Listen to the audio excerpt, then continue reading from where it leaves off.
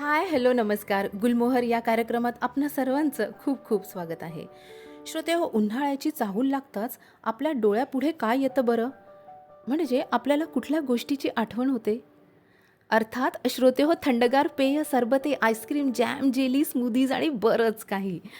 तर श्रोतेहो, या ऋतूत जेव्हा आपण बाहेर पडतो ना, तेव्हा ठिकठिकाणी असे थंडगार पेय, सरबते यांचे थांबे आपल्याला बघायला मिळतात. आणि हे बघा ना, अशी छान काचेच्या बॉटलमधली रंगीबिरंगी सरबते आणि त्यात असा डुंबून बाहेर आलेला बर्फाचा गोळा आणि त्यावर आपली आवडती फ्लेवर, जसे की काला खट्टा, ऑरेंज, पायनॅपल, रास्बेरी आणि रोज.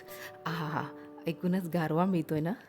आणि श्रोते हो, आपली देखील खूप अशा वेगवेगळ्या डिमांड असतात बरं का.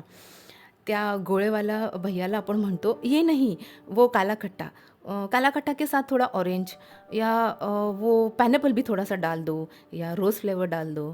आणि तो असा कलरफुल गोळा, खट्टा, मिठा, गोड, आंबट असा आपल्यापुढे येतो. काय म्हणता? आता तोंडाला पाणी सुटलंय का?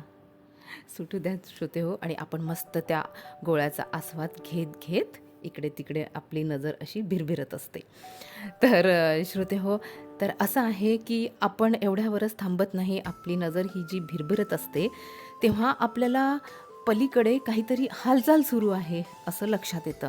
आणि त्या दिशेने जेव्हा आपण बघतो, तेव्हा ती असते फालुदाची गाडी. आणि त्या गाडीवर मोठ्या आवाजात गाणी सुरू असतात.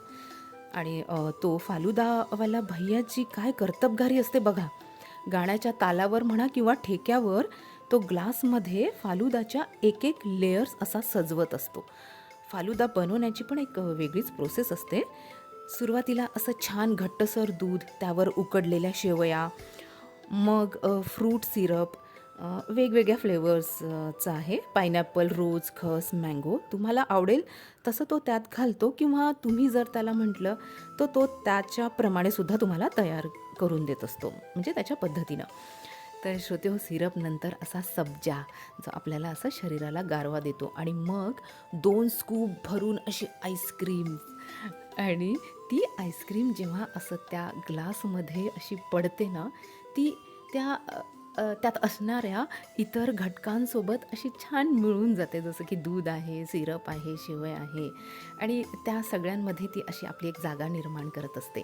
आणि मग त्यावर अशी भरभरून ड्रायफ्रूटची लेअर, आणि त्यावर परत फळांचे काप असे वेगवेगळे, मँगो आहे, चिकू आहे, पायनॅपल आहे, अशी कुठलीही फळं तुमच्या आवडीची, आणि सगळ्यात शेवटी अशी छान लाल चुटूक स्ट्रॉबेरी. असा छानसा तयार ग्लास जेव्हा आपल्या पुढे येतो ना, तर काय म्हणता की वेगळीच मजा असते ना. परत तोंडाला पाणी सुटतंय की काय? सुटणारच श्रोते हो, सुटू द्यात. कारण ही संपूर्ण जी प्रोसेस आहे ती आपण आधीच सुरुवातीपासूनच बघत असतो, आणि आपला गोळा संपवून कधी त्या फालुद्याच्या गाडी पुढे येऊन आपण उभे झालोत आणि त्या फालुद्याचा आस्वाद घेतोय, आनंद घेतोय, हे आपल्याला कळत देखील नाही. आणि हे खात असताना नेहमीप्रमाणे परत आपली नजर जी भिरभिरत असते, ती परत कुठेतरी एका ठिकाणी जाऊन ती स्थिरावते, आणि मग आपल्याला ऐकायला येतो तो घुंगरूचा आवाज. आणि त्या दिशेने जेव्हा आपण बघतो, तेव्हा तिथे सुद्धा आपल्यासारखी हौशी मंडळींची गर्दी असते, आणि ती गाडी असते उसाच्या रसाची. तर श्रोतेहो, सांगायचा मुद्दा हा की या ऋतूत आपल्याला अशी भरपूर फळं खायला मिळतात, जी आपल्या शरीराचं रक्षण करतात, पोषण देतात. मग या ऋतूला आपण फळांचा ऋतू असंही म्हणू शकतो, किंवा फळांचा मोसम. कारण शरीरातलं पाणी, क्षार टिकवून ठेवणं जे गरजेचं असतं ना या ऋतूत, तेव्हा अशा वेळेस शहाळ्याचं पाणी. तर श्रोतेहो, शहाळ्याचं पाणी ही हे हे जे आहे, हे सगळीच जी पेय आहे, सरबते आहे, यांना पुरून उरणारं आहे असं आहे. कारण रोजच्या आयुष्यात आपण हे शहाळ्याचा पाण्याचा उपयोग केला तर उन्हाळ्यात जो आपल्या शरीराचा दाह आपल्याला जो निर्माण होतो, तो दाह कमी करतो, याशिवाय आपल्या शरीराला थंडावा देत असतो. तर श्रोते हो, मला सांगा, आता कोण म्हणणार हा ऋतू नको म्हणून, हा नकोसा वाटतोय? अर्थात उन्हाळा हा हवासाच वाटणारा ऋतू आहे श्रोते हो. श्रोते हो, आत्ताच आपण फळांबद्दल चर्चा करतोय, तर मला माझ्या लहानपणीच्या काही गोष्टी आठवत आहेत. आमच्या शाळेच्या बाहेर असं बोरं, चिंचा, कवठ, एरोन्या, टेंभरं मला वाटते ही फळं काही जणांनी याची नावं ऐकलेली नसेल, पण माझ्या वेळेसची म्हणा किंवा मिलेनियमची जी मंडळी असतील त्यांनी नक्कीच याची नावं ऐकलेली असेल. तेव्हा अशा टोपल्या भरून काही स्त्रिया असायच्या, त्या हा फळं विकायचा, ज्याला आपण रानमेवा म्हणतो. आणि ही जी फळं आम्ही मधली सुट्टीमध्ये खायचो तेव्हा एक वेगळीच मजा असायची. आणि ही सगळी फळं काही नाण्यांमध्येच आम्हाला मिळायची. आणि श्रोतेहो, बोरं आणि चिंचा ही आजही आपल्याला शहरात काही ठिकाणी बघायला मिळतात. कवठसुद्धा आपल्याला दिसतं, पण जरा कमी प्रमाणात. आणि कवठ हे आरोग्याच्या दृष्टीनं एक उत्तम फळ आहे. आंबट आणि गोड असतं हे चवीला. याशिवाय टेंभरं आणि एरोण्या हे जे आपल्याला बघायला मिळत नाही का, आणि याचं प्रमाणसुद्धा थोडंसं कमी झालेलं आहे. आणि याचं संवर्धन करणं गरजेचं आहे आणि तसे प्रयत्न देखील सुरू आहेत. तर श्रोतेहो, या फळांचा ज्यांनी ज्यांनी आस्वाद घेतला आहे, आनंद घेतलेला आहे, त्यांनी मला असं वाटते त्या श्रोत्यांनी नक्कीच आपला अनुभव लहानग्यांसोबत शेअर करावा आणि आपले अनुभव त्यांना सांगावेत. तर असा हा नॉस्टॅल्जिया श्रोतेहो, यातून बाहेर पडावंसं वाटतच नाही, किंबहुना हा कायम आपल्यासोबतच असतो. त्यामुळे आपण जेव्हा जेव्हा याला आठवतो किंवा याची आठवण करतो तेव्हा नेहमी फ्रेश होत असतो. यालाच जोडून आणखी एक लहानपणीची आठवण आहे जी मला तुम्हाला परत सांगावीशी वाटते, जी विसरणे शक्यच नाही अशी आहे ती. तर श्रोतेहो, माझ्या वेळेस घराजवळून एक डोक्यावर टोपली घेऊन संत्रं विकणारा एक दादा जायचा. तो विकताना एक वेगळ्या प्रकारचा असा सूर लावायचा. संत र असा जो तो सूर लावायचा असा शेवटपर्यंत, आणि तो उंच असायचा. त्यामुळे आम्हाला तो कितीही दूर असला तरी त्याचा आवाज ऐकायचा आणि आम्ही सगळी मित्रमंडळी धावत धावत जाऊन त्याला थांबवून त्याच्याकडून संत्रं घ्यायचो. आणि ती संत्रंसुद्धा अशी गोड रसरशीतच असायची बरं का. तर श्रोतेहो, असं छान आम्ही घ्यायचो आणि मिळून मजा करायचो. तर अशा काही गोष्टी आहेत श्रोतेहो, ज्या मला आता आठवण करताना, शेअर करताना तुमच्यासोबत एक छान वाटत आहे, मजा येते आहे. तर श्रोते, आणखीन एक म्हणजे कुल्फीवाला. आता मात्र कुल्फी म्हटलं की सगळ्यांच्याच आठवणी अशा जागृत होतील, कारण कुल्फी हा सगळ्यांच्या जिव्हाळ्याचा विषय आहे. कुल्फी याला मला वाटतं कुठल्याच गोष्टीची सर किंवा जोड देता येत नाही. ही एकमेव अशी वस्तू आहे जी आपण आजही एन्जॉय करतो. आणि कुल्फी आता आपण बाहेर पडल्यावर तर कधीही कुल्फीवाला असा आपल्याला स्टॉल मिळाला किंवा असा थांबा मिळाला तर आवर्जून आपण थांबून कधी ती कुल्फी खात असतो. पण श्रोतेहो, लहानपणी खाल्लेली कुल्फी मला असं वाटतं आपण कधीच विसरू शकणार नाही. कारण माझ्या बालपणी जे कुल्फीवाला भैया असायचा, तो आपला वेळ इतका चोख पाळायचा की त्याच्या गाडीची ती घंटी आणि घड्याळाचा काटा यावरच अशी ती असायची. आणि संध्याकाळी तो यायचा तेव्हा त्या घड्याळाच्या काट्याकडे आम्ही जेव्हा बघायचो आणि तो यायचा, तो इतका म्हणजे तो चोख त्याचा तो वेळ असायचा. आणि सगळे मित्रमंडळी असं त्याच्या भोवताल गर्दी करून आम्ही मनसोक्त त्या कुल्फीचा आनंद घ्यायचो. तर श्रोतो, त्यावेळेस ₹5 आणि ₹2 अशी ती असायची. कधीकधी नाण्यानीसुद्धा आम्हाला ती कुल्फी मिळायची. याशिवाय 5 पैसे, 10 पैसे, 20 पैसे, 25 पैसे, 50 पैसे याचीसुद्धा आम्ही वस्तू घेतलेल्या आहेत. 5 पैशाच्या आम्ही एरोण्या म्हणा किंवा तुम्हाला म्हटलं मी टेंभरं आहे, 10 पैसे, 20 पैशाचेसुद्धा आम्ही घेतलेली आहे आणि खाल्लेली आहेत आणि छान मजा केलेली आहे श्रोतेहो. याशिवाय ऑरेंज गोळ्या आहे, छोटी छोटी 10 पैसा असं त्यावर स्टॅम्प असलेली छोटी बिस्किटं असायची, तीसुद्धा आम्ही 10 पैशामध्येच घेऊन खाल्लेली आहे. तर श्रोते, अशा बऱ्याच काही आठवणी आहेत. आता बघा, तुमच्याशी शेअर करताना असं मी त्या प्रवाहात वाहवत जाते आहे.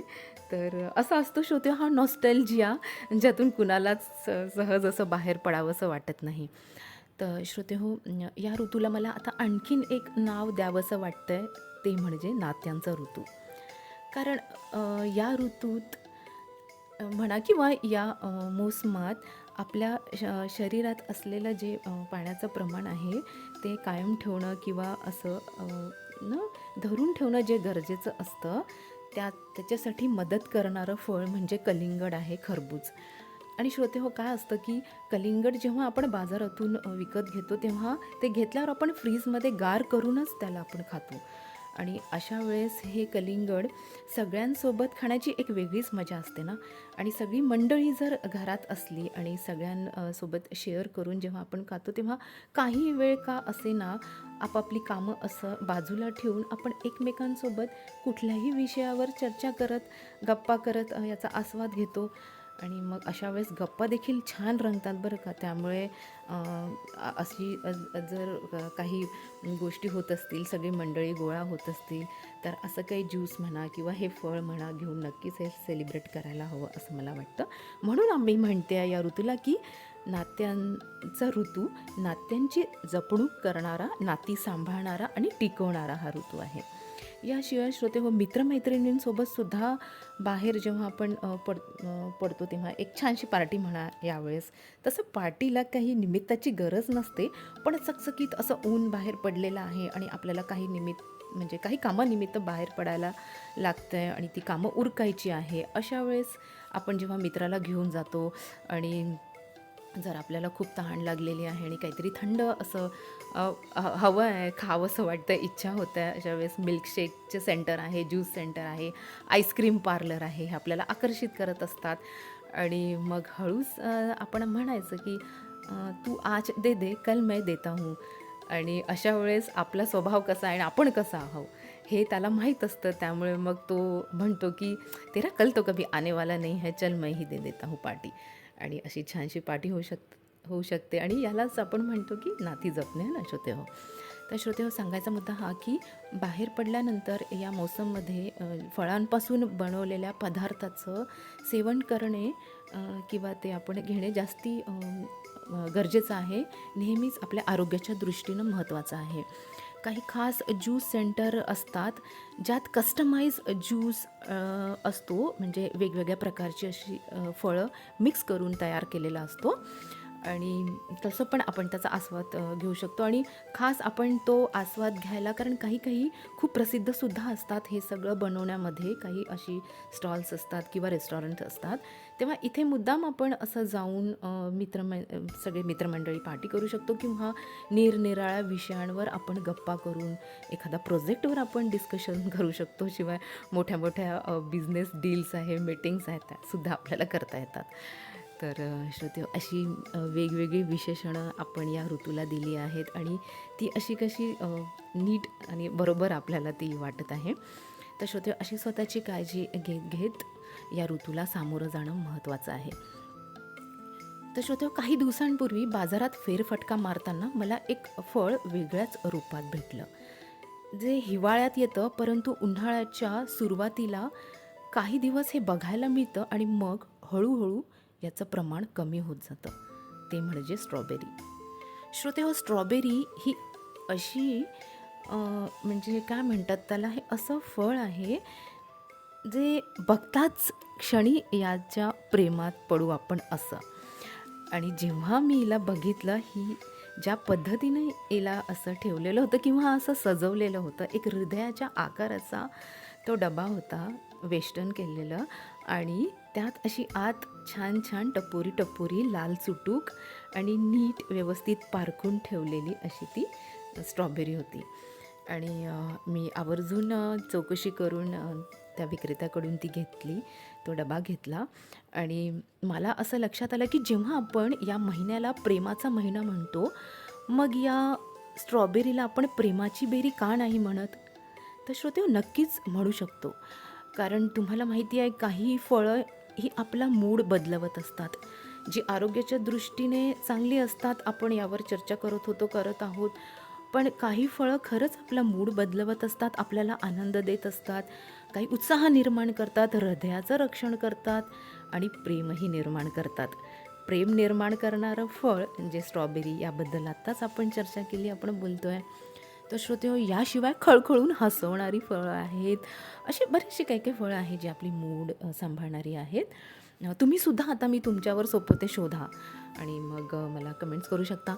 तर श्रोते हो, स्ट्रॉबेरी हे एक प्रेमाचं गिफ्ट म्हणून आपण आपल्या मित्रमैत्रिणींना म्हणा, आपल्या आप्तस्वकीयांना, छोट्या मुलांना, लहानग्यांना, घरच्यांना, आजी आजोबांना, अगदी सगळ्यांना आपण देऊ शकतो आणि देऊन अशी आनंदाची देवाणघेवाण नक्कीच करू शकतो. तर श्रोते हो, जेव्हा आपण म्हणतो की स्वस्थ राहा, मस्त राहा, ही जी वाक्य आहे, ही विशेषणं जेव्हा आपण वापरतो, तेव्हा मला असं लक्षात येतं आहे की मग ह्या स्ट्रॉबेरीला किती ही चपखल बसते आहे, म्हणजे फळांना किती चपखल बसते आहे ना. मग आपण असं सेलिब्रेशन तर नक्कीच करू शकतो. आणि सेलिब्रेशन करण्यासाठी कुठलाही दिवस शोधण्याची गरज नाही. रोजचाच दिवस आपण सेलिब्रेट करू शकतो आणि करता येतो आणि आपल्याला हवा तसा आपापल्या परीनं. त्यामुळे मला असं वाटतं की प्रत्येकांचा दिवस असाच छान आनंदी असावा. आणि श्रोते हो, असाच आपण एकमेकांना आनंद देऊयात, घेऊयात आणि छान सेलिब्रेट करूयात. काय म्हणता? तर श्रोते हो, याच नोटवर आता मी इथेच थांबते. भेटूयात अशाच नवनवीन विषयांसोबत पुढील कार्यक्रमात. तोपर्यंत स्वस्त रहा, मस्त रहा, टेक केअर, बाय बाय.